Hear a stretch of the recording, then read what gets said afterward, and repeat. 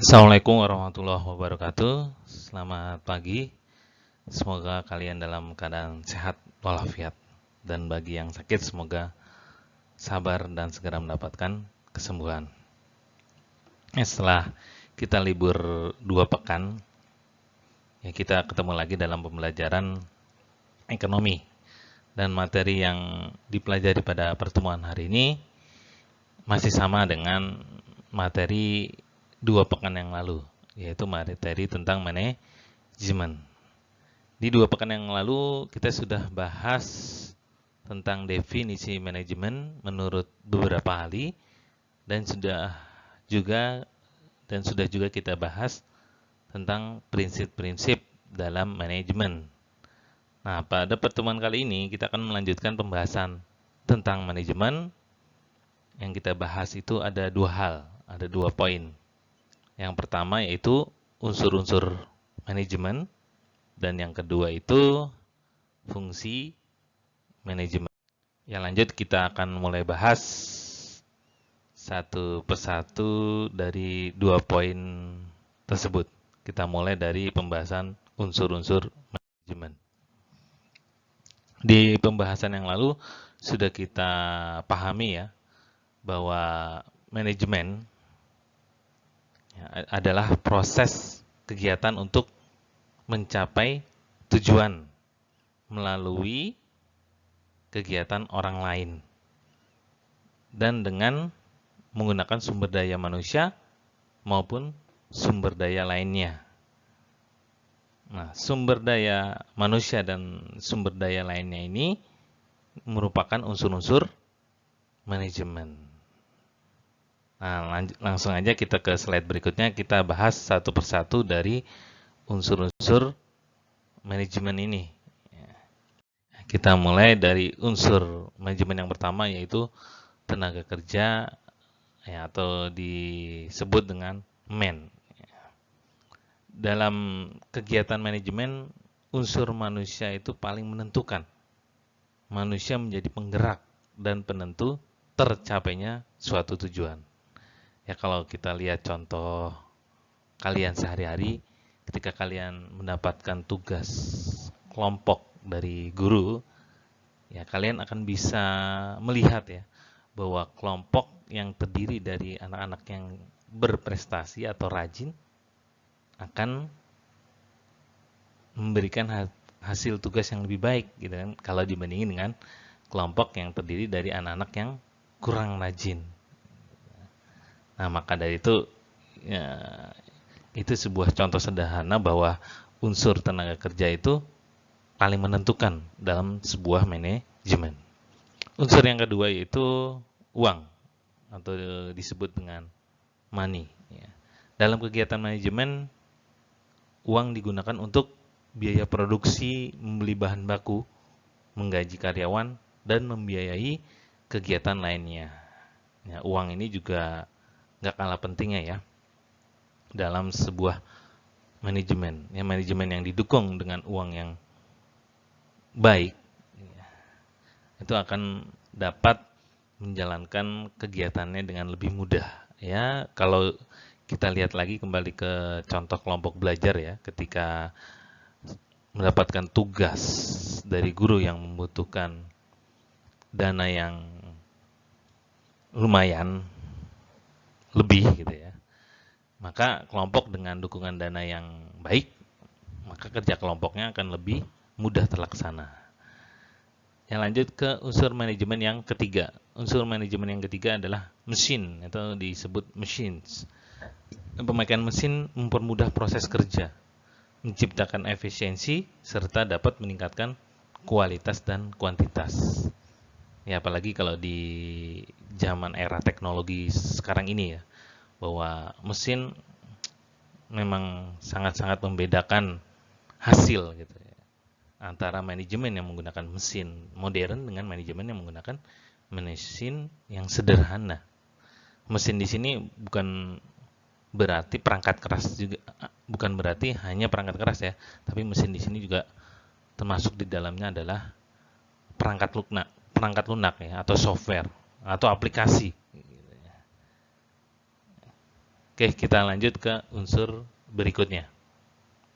Dari unsur manajemen, unsur yang keempat yaitu bahan atau materials. Ketersediaan bahan sangat penting dalam proses produksi ya. Proses produksi akan bisa berjalan dengan lancar jika didukung ketersediaan bahan yang baik. Lanjut ke unsur manajemen yang kelima, metode atau methods. Metode ini merupakan cara dalam melakukan kegiatan guna mencapai tujuan. Pemilihan metode yang tepat dapat menentukan keberhasilan. Berkaitan dengan metode ini, unsur metode ini sangat berpengaruh dari unsur tenaga kerja ya. Unsur tenaga kerja yang baik akan bisa menentukan metode yang lebih tepat. Gitu. Terakhir, unsur yang keenam yaitu pasar atau disebut market. Pasar itu merupakan tempat jual hasil produksi. Penguasaan pasar untuk mendistribusikan hasil produksi itu merupakan hal yang menentukan dalam manajemen. Jadi kalau kita bicara organisasinya adalah perusahaan yang mencari keuntungan gitu atau organisasi yang mencari keuntungan, maka penguasaan pasar itu sangat penting ya. Jangan sampai sebuah perusahaan atau seorang pengusaha itu pintar membuat sebuah produk tapi bingung cara ngejualnya. Nah, ini sering terjadi atau sering kita lihat ini pada petani, peternak, atau nelayan ya. Mereka bisa memproduksi atau menyediakan produk, tapi umumnya mereka itu kebingungan ya atau tidak tahu cara menjual yang baik, sehingga hasil tani mereka, hasil ternak mereka, atau hasil tangkapan nelayan itu hanya bisa dijual dengan harga yang rendah. Tapi ya, alhamdulillahnya sekarang ini muncul ya anak-anak muda yang mau membantu mereka, para petani, peternak, dan nelayan, membuat sebuah aplikasi, sebuah software, sehingga hasil tani, hasil ternak, hasil nelayan itu bisa dijual menggunakan software, atau bisa dijual dengan model e-commerce ya yang lagi tren sekarang, sehingga harga jual dari hasil mereka itu lebih tinggi ketimbang dijual dengan cara yang sederhana. Ya, kita lanjut ke pembahasan yang kedua, yaitu tentang fungsi manajemen. Ya. Manajemen ya, dalam proses pelaksanaannya, manajemen itu mempunyai beberapa tugas dan kegiatan yang harus dilaksanakan dalam mencapai tujuannya. Nah, tugas-tugas ini ya, disebut dengan fungsi manajemen, di mana mereka saling terkait, terpadu, dan terkontrol. Nah, selanjutnya kita akan bahas fungsi manajemen menurut beberapa ahli. Kita mulai dari fungsi manajemen menurut Henry Fayol. Ya, menurut Henry Fayol, fungsi manajemen itu terdiri dari 5 macam. Yang pertama yaitu perencanaan atau planning. Yang kedua itu pengorganisasian atau organizing.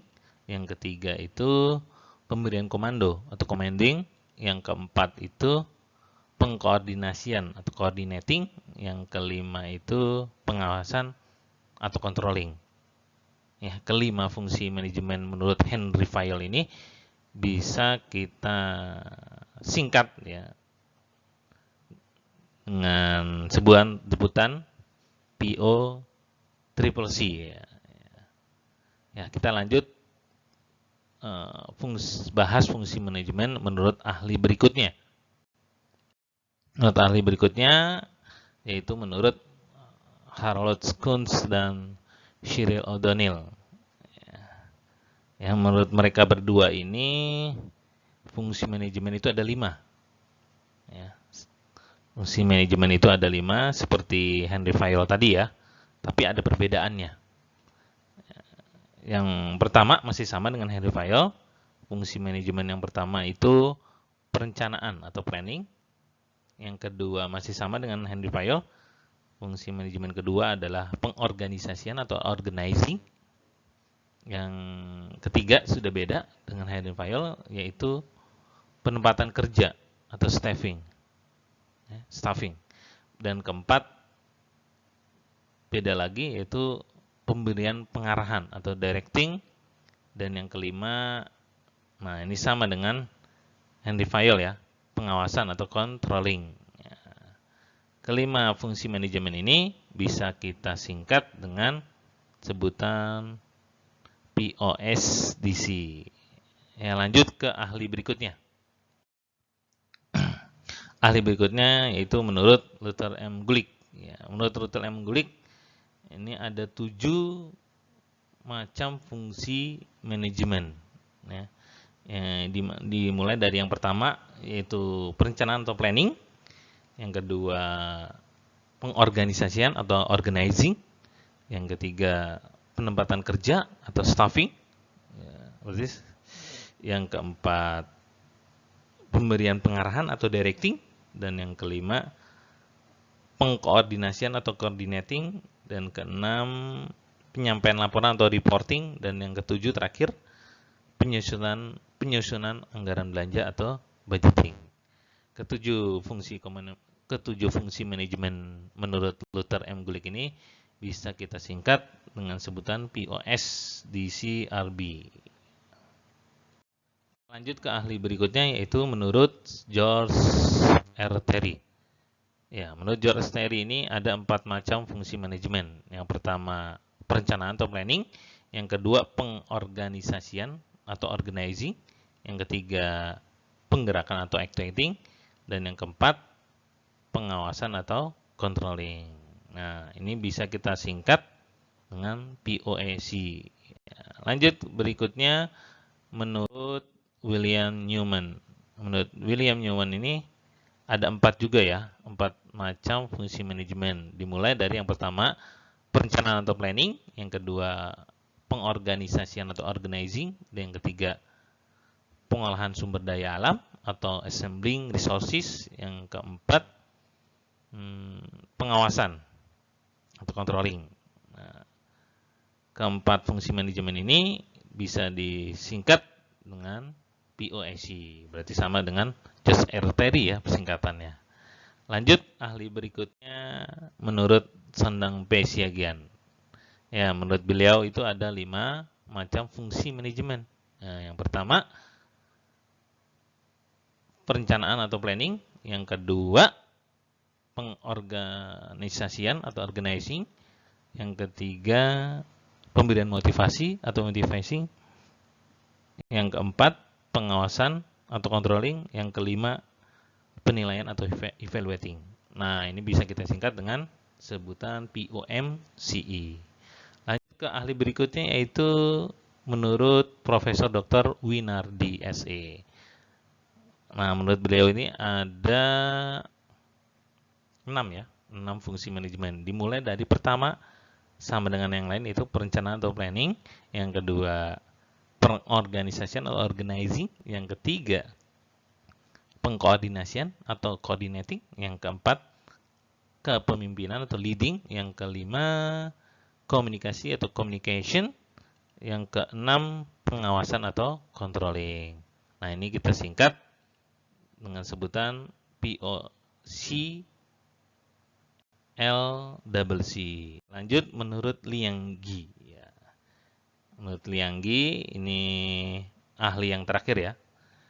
Ada 5 macam fungsi manajemen. Yang pertama sama dengan yang lain, perencanaan atau planning. Yang kedua pembuatan keputusan atau decision making. Yang ketiga pembimbingan atau directing. Yang keempat pengkoordinasian atau coordinating, yang kelima pengendalian atau controlling. Ini kita singkat dengan sebutan P double D double C. Itulah fungsi-fungsi manajemen menurut beberapa ahli. Ya tadi ada 8 ahli ya. Oke. Nah ini kalau kita lihat ya dari beberapa pendapat ahli-ahli tadi ya, itu terdapat persamaan dari mereka itu. Apa itu persamaannya? Ya, persamaannya dari mereka itu sama-sama ada perencanaan, sama-sama ada pengorganisasian, sama-sama ada penggerakan, dan sama-sama ada pengawasan. Maka 4 macam fungsi manajemen ini yang akan kita bahas lebih lanjut ya. Apa sih itu perencanaan? Apa itu pengorganisasian? Apa itu penggerakan? Dan apa itu pengawasan? Ya, kita mulai dari perencanaan. Perencanaan itu merupakan langkah awal menentukan tujuan dan cara untuk mencapainya. Perencanaan yang baik itu akan berpedoman pada 5W dan 1H. Apa itu 5W dan 1H? Yang pertama itu adalah what. Ya, what di sini maksudnya adalah apa yang akan dikerjakan. W yang kedua adalah why. Ya, mengapa pekerjaan itu harus dilakukan. W yang ketiga adalah where, di mana pekerjaan akan dilakukan. W yang keempat adalah when, kapan pekerjaan akan dilakukan. Dan W yang kelima adalah who, siapa yang akan melakukan pekerjaan tersebut. Dan terakhir H-nya, ya, H-nya itu adalah how ya. How itu adalah bagaimana cara melaksanakan pekerjaan itu. Nah, selanjutnya mengenai perencanaan ini, menurut T. Hani Handoko, itu ada 4 tahapan yang harus dilalui dalam proses perencanaan. Apa saja? Yang pertama adalah penetapan tujuan. Yang kedua, analisis keadaan. Yang ketiga, identifikasi kemudahan dan hambatan. Dan yang keempat, pengembangan rencana untuk mencapai tujuan. Yang lanjut kita bahas fungsi manajemen yang berikutnya, yang ada persamaannya dari setiap ahli tadi. Yang berikutnya adalah pengorganisasian. Pengorganisasian ini merupakan proses penyusunan struktur organisasi yang dilanjutkan dengan pembagian tugas, wewenang, tanggung jawab, serta sumber daya untuk mencapai tujuan yang telah ditetapkan. Nah, dalam pengorganisasian itu perlu memegang prinsip. Ya, apa saja prinsip pengorganisasian? Prinsip pengorganisasian itu ada 6. Yang pertama, penetapan tujuan yang jelas. Yang kedua, pembagian kerja. Yang ketiga, pelimpahan wewenang. Yang keempat, kesatuan komando. Yang kelima, rentangan kekuasaan. Dan yang keenam, tingkat kekuasaan serta koordinasi. Ya, kita lanjut yang ketiga ya, fungsi manajemen ketiga yaitu penggerakan. Ya, penggerakan itu adalah tindakan mengusahakan agar semua anggota mau secara sadar untuk bekerja mencapai tujuan. Nah, lanjut.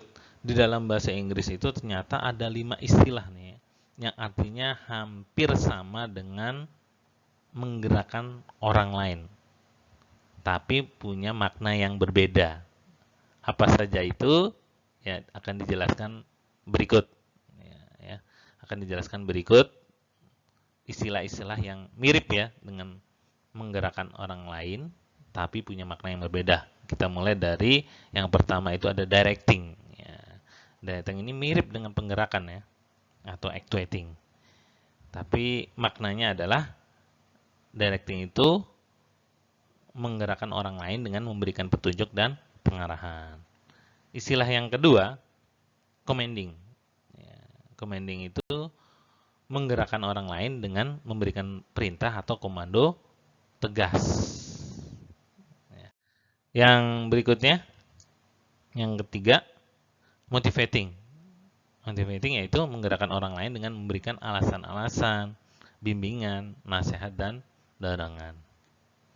Yang keempat, staffing yaitu menggerakkan orang lain dengan menempatkannya pada fungsi-fungsi yang sesuai dengan jabatan-jabatan tertentu. Dan yang kelima, leading. Leading yaitu menggerakkan orang lain dengan memberi contoh dan teladan yang baik untuk mencapai tujuan. Jadi kelima istilah ini artinya hampir sama ya dengan penggerakan atau actuating, tapi punya makna yang berbeda. Ya, selanjutnya penggerakan itu akan berhasil bila memegang prinsip. Ya, fungsi penggerakan itu berhasil bila memegang prinsip. Apa aja prinsip penggerakan? Ya, itu ada 7 ya, ada 7 prinsip dalam menjalankan fungsi manajemen bagian penggerakan. Prinsip yang pertama, yang memperlakukan manusia dengan sebaik-baiknya. Prinsip yang kedua, mendorong pertumbuhan dan perkembangan manusia. Prinsip yang ketiga, menanamkan pada manusia keinginan untuk melebihi. Prinsip yang keempat, menghargai hasil pekerjaan yang baik dan sempurna. Prinsip yang kelima, mengusahakan adanya keadilan tanpa pilih kasih. Prinsip yang keenam, memberikan kesempatan yang tepat dan bantuan yang cukup. Prinsip yang kedelapan, memberikan dorongan untuk mengembangkan potensi diri. Ya, itulah ya prinsip-prinsip dari penggerakan. Lanjut kita ke fungsi manajemen pengawasan. Ya, pengawasan itu adalah proses pengamatan, menilai pelaksanaan, pengendalian proses kerja, dan jika perlu mengambil tindakan korektif sehingga pelaksanaan dapat berjalan sesuai tujuan yang telah ditetapkan. Nah, pengawasan ini memiliki beberapa fungsi. Apa saja? Ada 5 fungsi dari pengawasan. Yang pertama, untuk mencegah penyimpangan. Yang kedua, memperbaiki kesalahan dan menindak penyelewengan. Yang ketiga, mendinamiskan organisasi dan seluruh kegiatan manajemen. Yang keempat, meningkatkan rasa tanggung jawab. Dan yang kelima, mendidik pegawai jujur. Nah, jadi kalau kalian sedang ulangan itu ada pengawasan dari guru, nah itu maksudnya mendidik biar kalian itu bisa jujur. Gitu. Lanjut, masih di fungsi manajemen pengawasan. Pengawasan dapat dilakukan dengan langkah-langkah sebagai berikut. Ya, atau langkah-langkah pengawasan apa saja? Yang pertama adalah menetapkan standar untuk pengawasan. Yang kedua, mengukur kinerja. Yang ketiga, membandingkan hasil dengan standar. Dan yang keempat, memperbaiki penyimpangan dengan tindakan korektif. Ya. Nah, lanjut masih di pengawasan. Ya. Ada beberapa metode yang dapat dilakukan dalam pengawasan. Ya. Antara lain, yang pertama komparatif. Komparatif yaitu sistem pengawasan yang dilakukan dengan cara membandingkan hasil dengan rencana. Yang kedua, inspektif, yaitu sistem pemeriksaan setempat yang guna untuk mengetahui secara langsung keadaan sebenarnya mengenai pelaksanaan suatu pekerjaan. Nah, kalau mungkin contoh dalam kehidupan kalian ya sebagai seorang pelajar, kan suka ada sidak tuh dari OSIS. Nah, sidak itu yang mirip dengan inspektif ini ya. Melakukan pemeriksaan di tempat kejadian ya, agar biar tahu kejadiannya secara langsung dan kejadian sebenarnya itu seperti apa. Oke, lanjut. Metode pengawasan yang berikutnya adalah verifikatif. Verifikatif yaitu sistem pengawasan dengan pemeriksaan. Dan yang terakhir, metode pengawasan yang terakhir yaitu investigatif, yaitu sistem pengawasan yang dilakukan dengan mengadakan penyelidikan. Ya, dengan selesainya pembahasan metode pengawasan ini, maka pembahasan pada pertemuan kali ini saya cukupkan sampai di sini. Untuk bahasan manajemen berikutnya, yang nanti masih ada lagi di pertemuan depan, kita akan bahas tentang tingkatan manajemen, tipe kepemimpinan, gitu ya. Nah, itu akan kita bahas di pertemuan berikutnya. Nah, mudah-mudahan apa yang saya sampaikan pada pertemuan kali ini dapat bermanfaat dan dipahami dengan baik. Saya tutup. Assalamualaikum warahmatullahi wabarakatuh.